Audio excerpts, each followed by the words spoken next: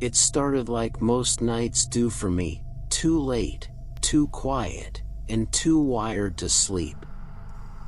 I was in my usual spot, lights off, headphones on, scrolling through random live streams on a sketchy aggregator site I probably shouldn't have been on. Most of them were garbage, people ranting, playing games, staring blankly at the screen like they were waiting for something interesting to happen. Then I saw it. A stream titled simply, Countdown. No thumbnail. No description. Just a viewer count, 1.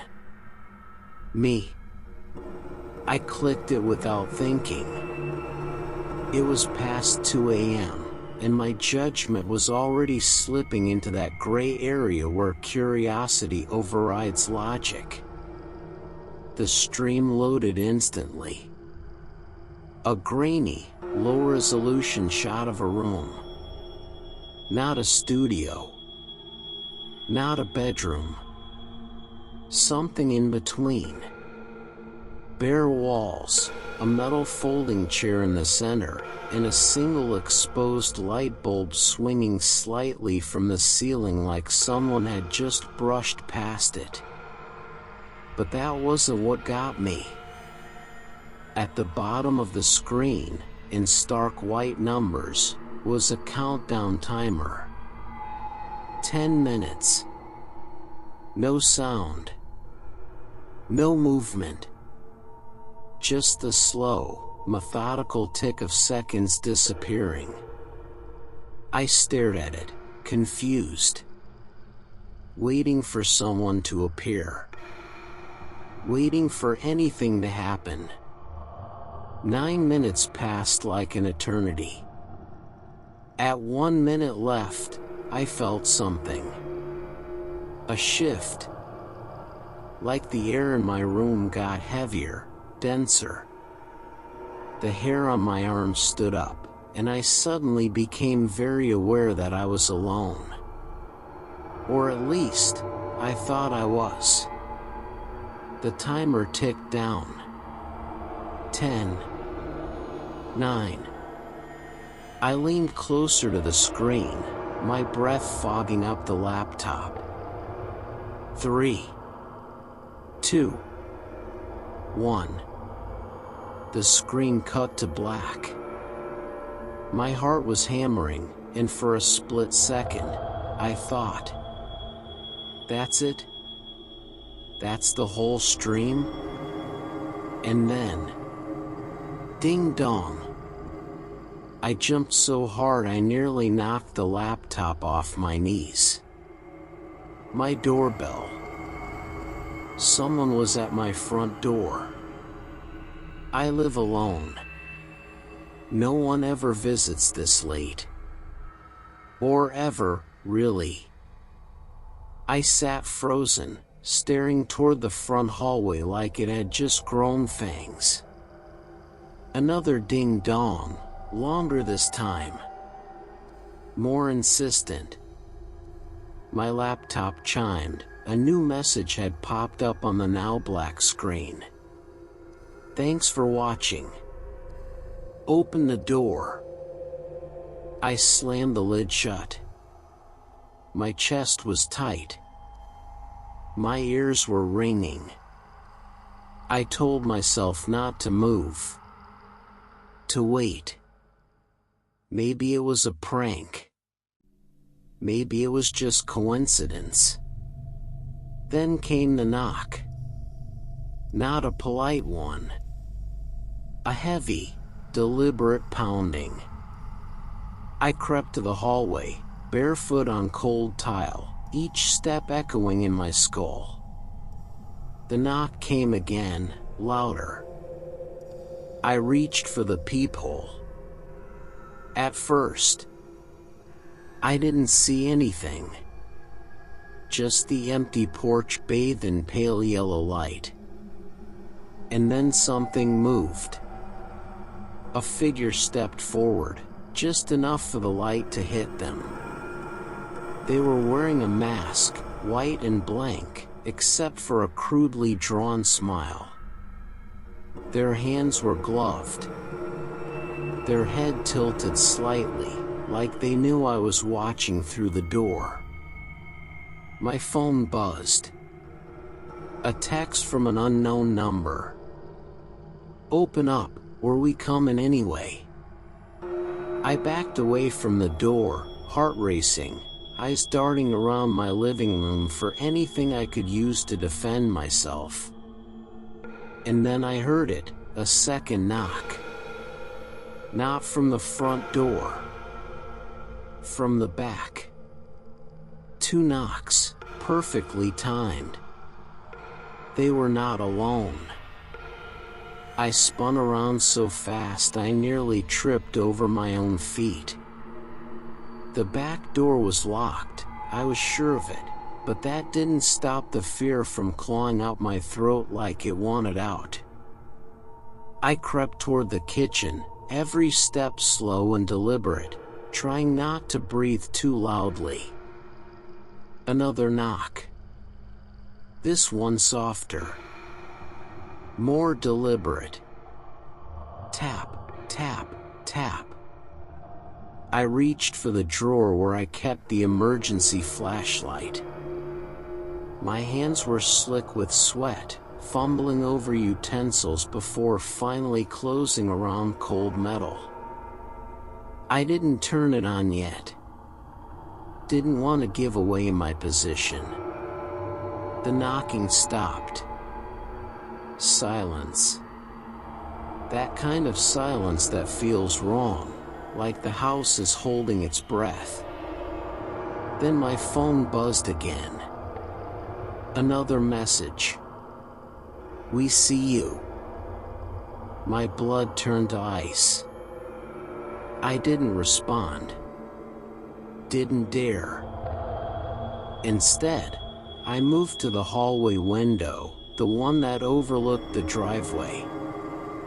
Carefully, I peeled back the curtain. Empty. No car. No movement. Just my lawn, glowing under the porch light, completely still. And yet, there it was again. Knock. This time, from inside the house. I froze. It came from upstairs. My bedroom. I hadn't been up there all night. The door had been closed. I would have heard someone come in. I would have known. Wouldn't I? My laptop, still on the couch, chimed again. The screen flickered on without me touching it. The stream was back. Only now, the camera angle had changed. It was inside my house. A shot of the staircase. My staircase. Live. Right now. And the countdown had returned. Only this time, it was shorter. 1 minute 59 seconds. I stared at it, heart hammering in my chest like it wanted to crack through my ribs. 2 minutes to what?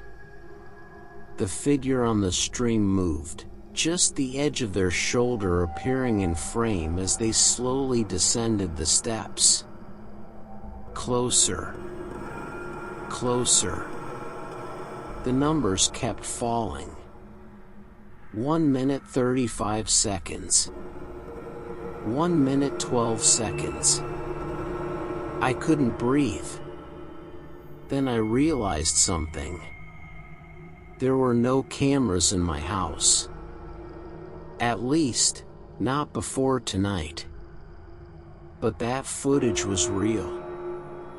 Which meant they were already in. Somewhere. Watching me. Maybe even closer than I thought. 47 seconds. A whisper echoed from upstairs. My name. Just once. Drawn out. Wrong. Like someone trying to imitate a voice they didn't quite understand. I turned toward the staircase. The light above flickered once. Twice. Then stayed on. Footsteps. Slow. Heavy. Coming down. The flashlight in my hand slipped, clattering to the floor and rolling under the couch. I didn't move to get it. Couldn't. The live string ticked down. 19. 14. The stream showed the last few stairs. A foot appeared in frame. Then a hand on the banister. I backed away, step by step, until my shoulders hit the wall. My phone buzzed again. One more message. Don't run. We want you to see. 7. 6. My legs refused to move. My mind screamed at me to run, to bolt through the front door, but it felt like the walls were pressing in on me, like something wanted me rooted here, watching. The foot on the stairs moved again. Another step. The hand on the railing tightened. I could hear it now, slow, deliberate creaking as weight shifted from stair to stair. 4. 3. My laptop screen began to glitch, static flickered across the stream, like the signal was breaking up. But the countdown never faltered. 2. The camera angle on the stream tilted, slowly, like the person behind it was turning to face something, or someone. Then, 1. The screen went black. The house went silent. No footsteps. No whispering. Just the sound of my own shallow breath. And then, ding dong. The doorbell again. Followed by a knock. Then another. And another. The sound spread, like it was coming from every direction. Windows, walls, even the ceiling above me. Then, the scratching started. Fingernails, or something worse, dragging slowly across the windows behind the curtains. Tiny taps on the glass, like a dozen people were pressing their faces against it, waiting for me to look. I didn't. I couldn't. My phone lit up again, buzzing violently in my hand until I finally looked. Another message. Let us in. I backed away into the kitchen, heart slamming against my ribs, and grabbed a knife from the counter. Useless. I knew that. But my fingers needed something to hold, something real, something to pretend I had control. Then came the sound I feared most. Click. The front door handle. Turning. I hadn't locked it. The door creaked open, just a hair. Just enough for a sliver of darkness to bleed into my hallway. And something slid inside. Not a person. A small black box. Wrapped in red twine. It stopped in the center of the hallway like it had been placed there deliberately. Like they wanted me to open it. The stream came back to life, this time on its own. No click, no command. The laptop screen flared with static, then revealed a new image. Me. From behind. On the screen, I watched myself standing in the kitchen, knife in hand, staring toward the hallway. The stream had eyes inside my house. And it was still live. Then the message appeared. Open the box. Or we do. I turned back toward the hallway.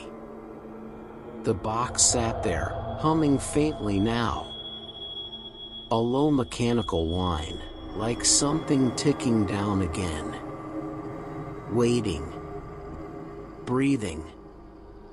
I took one step forward. Then another. And the screen flashed. This is your only chance. My hand trembled as I untied the red twine, heart hammering in my chest. The box creaked open, revealing a small, old-fashioned key, and a folded note stained with something dark. I unfolded it with shaking fingers. Behind the door you never lock. A cold sweat broke out over me. My eyes darted to the door at the end of the hallway, the one I always left unlocked because I never went down that basement stairwell. The laptop screen flickered. The countdown was back. 15 seconds. A scratching noise began behind the basement door, slow at first, then frantic, like something clawing to get out. The door handle rattled violently. I wanted to run, but my legs wouldn't move. The screen went black. Then, a message. Open it. Or we will. The basement door swung open by itself with a deafening creak. Pitch black darkness spilled into the hallway like a living thing. A whisper came from the shadows. We've been waiting. The countdown hit 0. Suddenly, the lights blew out. And in that suffocating dark, I heard my own terrified scream.